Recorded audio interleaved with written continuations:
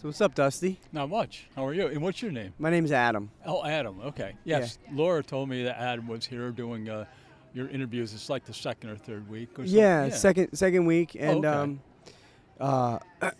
yeah, I don't know. I'm just trying to talk to people Yeah. and see what people have to say. Well, I like to talk, so you picked the right person. Nice, man. So what do you? Where are you from originally? I'm actually from upstate New York, central New York, just south of Syracuse. Really? Yep. I got a good buddy from Syracuse. He went to Christian Brothers Academy. Oh, yeah, CBA. I know him well. Yeah, You yeah. know, all my kids competed against the CBA school in athletics. When did you come down to Florida from? My daughter moved down here like 8 years ago. Okay. And I knew that my late wife and I, when we retired, we wanted to be next to her, my grandchild. And so we bought a place down here, and we snowbirded for a few years. Yeah. And then she passed a year ago. Sorry to hear that. Oh, thanks, Adam. But it's good. I mean, life goes on, you know. And Yeah. That's got to be. I mean, how long were you guys together? 43 years. 43 years. Wow. Yeah. Yeah. Wow. And I met up with Laura, Uh-huh. who is a vendor here Right. at the market. And you're sitting right across from where she does her work. Right. So Yeah. Hopefully she'll come sit with me one day. yeah, she will. Yeah. It's tough because, people don't necessarily like talking about themselves, but every single one of these vendors has something to. I mean, shoot.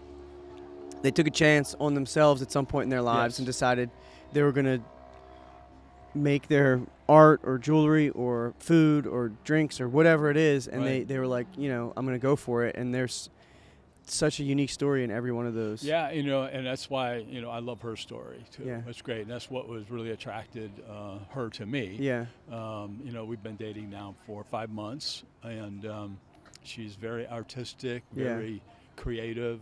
And like you said, she stepped out on her own, and not the typical, 9-to-5 job, Right. which I had my Right. whole career. It was basically 9 to 5. What did you do? I was in management, but I worked my way up through an organization. It was an entry-level position. I went in and just climbed that ladder, Right. the proverbial, corporate ladder. Yeah. And it worked, so How it many was good. years? Altogether, one company I was in for 27 years, and my Wow. last organization I was in for 14 years. Wow. So, what do you think about the? That's not common anymore. No, it's not.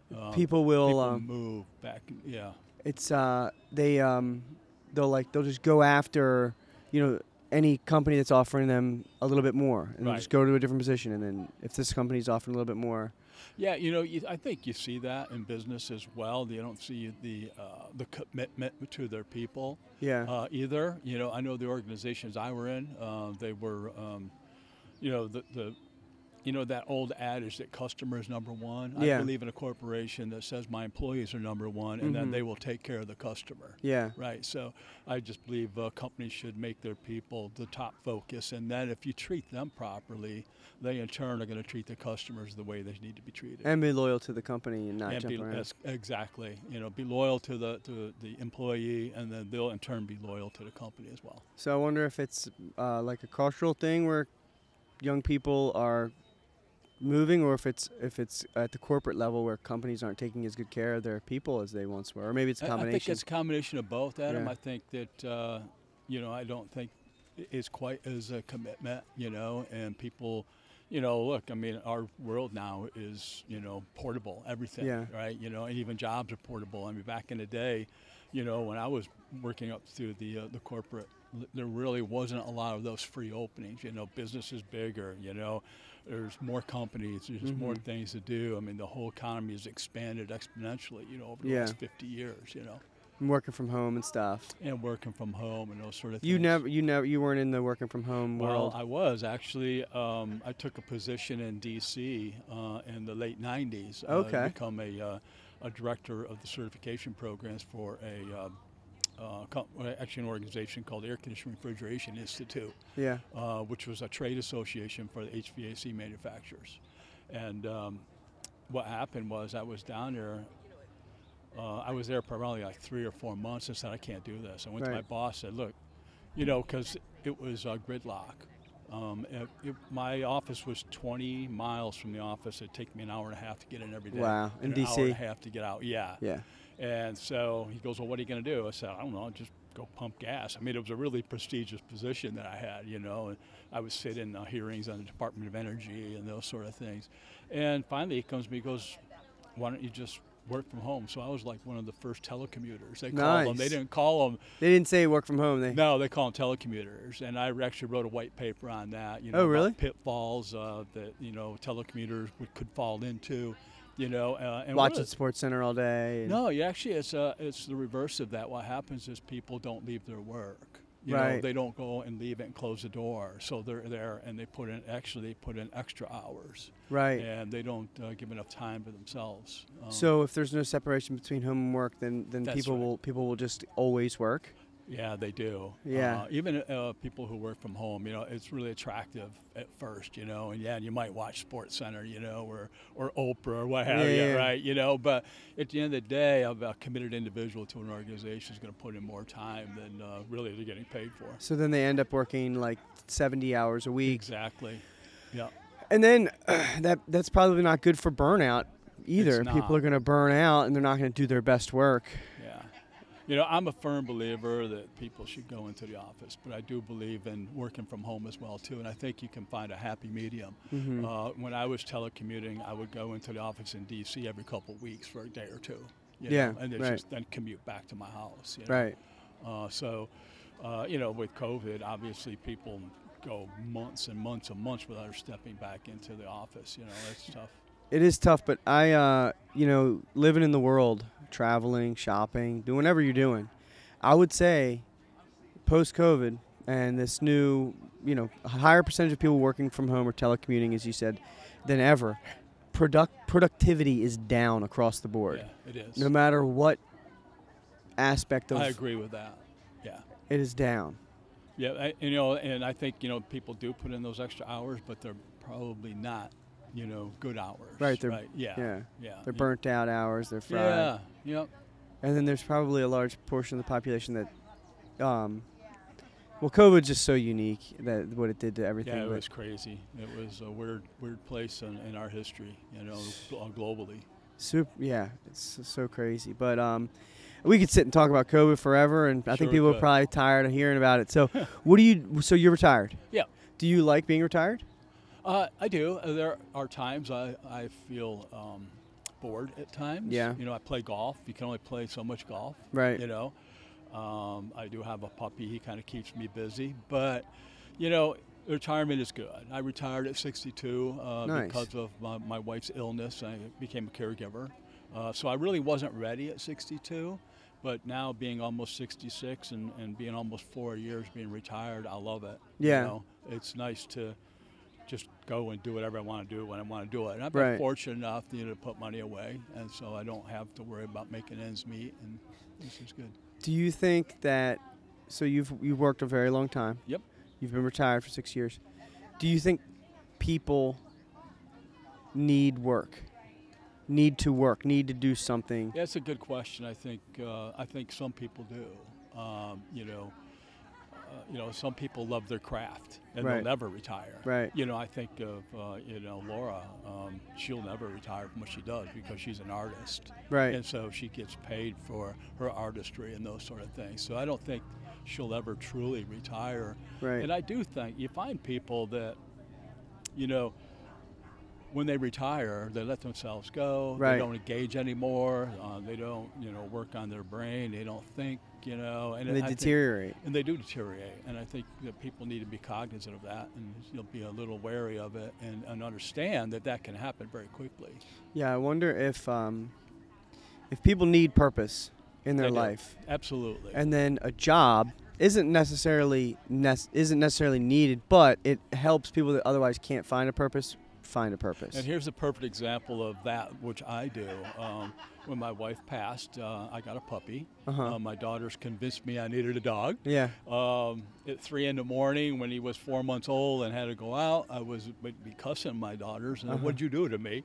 But he has been a great companion. And what I'm doing is he's getting trained right now to become a therapy dog, certified therapy dog, to take him into schools, veterans administrations, assisted living, and those sort of places to help.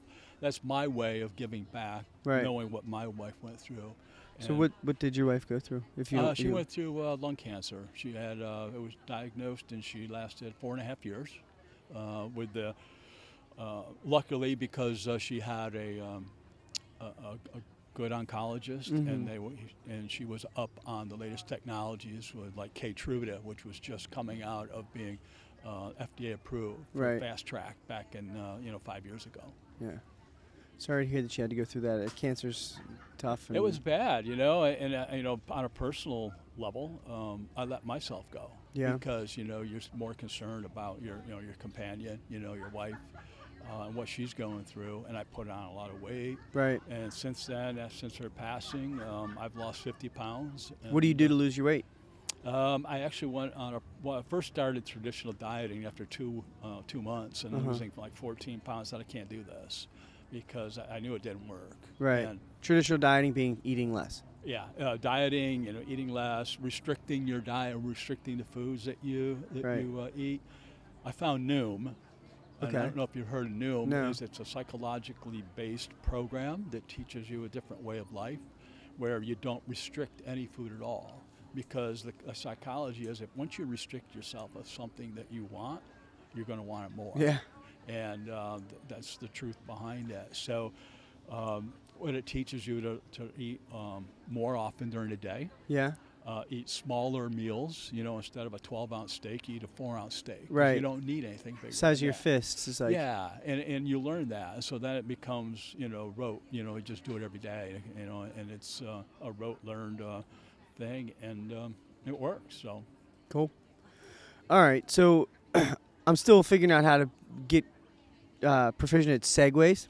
Yep. So segue. So I'm lucky to be sitting with you. You have some experience. You've got children. You have a Yes. late wife. You Yes. have years of,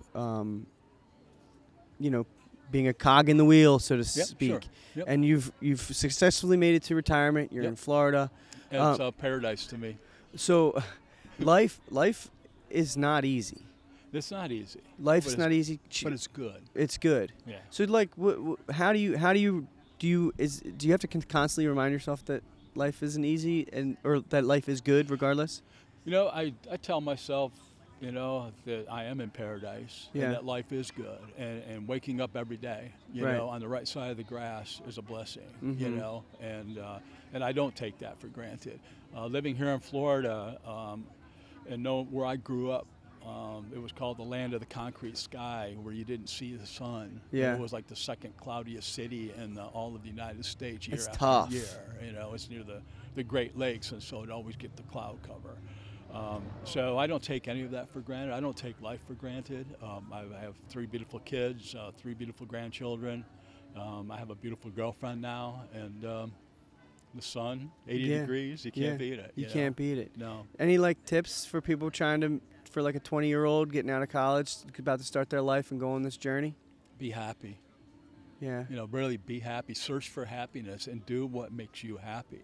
Don't get caught up in the grind that most people do. Yeah. Right? And it's just because it's a society that we've accustomed to. You grow up, and when you get out of college, you go get a job. Yeah. And then that job controls you, right? Yeah. And then instead of you controlling those things, I enjoyed my job, but not always. I enjoyed it later on in my career. Mm-hmm. But early on, it was a drag, Yeah. when you had to go at the office 6 days a week, and I wasn't happy. Yeah. But those times when I was out of there watching my kids grow, and those things made me happy. And that's what makes me happy on a given day, is knowing that my children are doing well, they're happy, Is that the meaning of life, having Yeah. kids? Well, I wouldn't say that necessarily, because you don't have to have kids to be happy. Right. But it does change the whole dynamic. I was pretty much, when I was young, I was a little crazy, Yeah. and I kind of walked on the wild side at times. But the first time I held that first child of mine, it changed everything. Everything. It changes everything. Yep. You know. So you were wild when you were young? Yeah, a little bit. What year did you graduate high school? 1975. 1975. Yep. I think my parents graduated 74 and 76. Yep. Okay. So very Yeah. cool. Yeah. What? They were probably a little wild too then. Yeah. Because that was that era. Was it just a great time? Yeah, it was. It was a party. Yeah. You know. Everything, like you were coming off of like the super duper hippie. It was right after the 60s Yeah. when that was free love and everything, and it definitely spilled over Yeah. into the 70s, right? You know, the bell bottoms and all that, you know, and just that whole jive was still around, you know. In the 70s, when you were a young man and in high school, what did you and your buddies do for fun? What most buddies did with that for fun, you know. You go up into the woods, you know, or an old barn and you drink. Yeah. You know, and you make bonfires, Cool. you know. Yeah. Drive around, We drive around in the cars, yeah. listen to music. And, you know, yeah, oh yeah, Blair, you know, I'm deaf now, and that's probably because I'm putting the headphones on and turned it all up, you know. It gives me a good segue into this, is that I ran into Alice Cooper. Oh, no way. A few years ago. He was at a resort that I was at, and I was Nice. getting a cup of coffee, and he was up at the kiosk too getting a cup of coffee, and I said, oh, You get your own coffee? I said, what are you doing, right? And he goes, get ready to go play golf. I said, oh, cool, you know, I'm a golfer too, right? And he was, so he's just ready to go out. But I said, you know, it's because, he goes, my dad would always yell at me because of you, because I would blast out your things. He goes, well, that's the difference between me and your dad, because I told my kids, turn it up. Yeah, That's yeah, what yeah. he said, you know, so that's pretty cool. That is really cool. It is cool, yeah. What? So you listen to Alice Cooper? Any other music from back then that you? I still listen to all that Yeah. stuff, you know, and, you know, my genre is I love all music. Actually, just the last few years, I've really gotten into country a little bit more, because country has shifted from Yeah. the classical country Yeah. that I grew up with now to more of a pop-related kind of thing. Yeah, you yeah, know? yeah. It's like a crossover. Yeah. That's good. It's cool. So, and then classic rock, man. You just can't beat it. No, Like, it's still alive. I mean, Yeah. it's still, I mean, young kids, you know, teenagers, and they still listen to it because Yeah. it's just withstands time. yeah. You go into a high school gym, they got Zeppelin cranking probably. They or- do, absolutely. You Or- know, oh yeah. And you know, and then I think that type of music, it's still out there. There's still people trying to make music like that. And it's just like Yeah. it's just like such a unique moment in time, It really was. you know. So it's like you can't ever recreate it probably.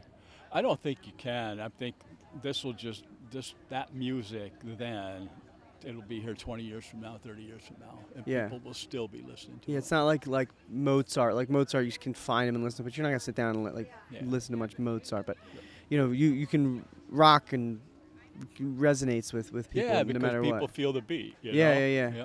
So you for much of your life didn't have cell phones and That's right, correct. things like that. Do you ever yearn for a world with no cell phones, or do you think that they're a nice tool to have? I think it's a good tool. I think it's overused. Yeah. I find myself overused too at it, because it's right there at the disposal. Uh-huh. And you can get everything. Yeah. You know, I'm a master Googler now, right? I mean, there's so much information out there in the information highway. Yeah. And I like to learn, so you know, I'm not opposed to saying I don't know about that, so I flip it on there. You know, so it's, yeah, I think it gets abused. Yeah, you know, for sure. But I mean, how do you control it? How do you slow it down? I guess it's a personal choice, you know, and people just need to be aware of it. That it's starting to control you, right? Right. Whereas you need to control that. Yeah, we can't become its slave. Right. We could use it as a tool and start it and stop it there. Yeah. But I find myself like looking at random stuff on Oh, sure. Instagram or Facebook, and I'm like, what?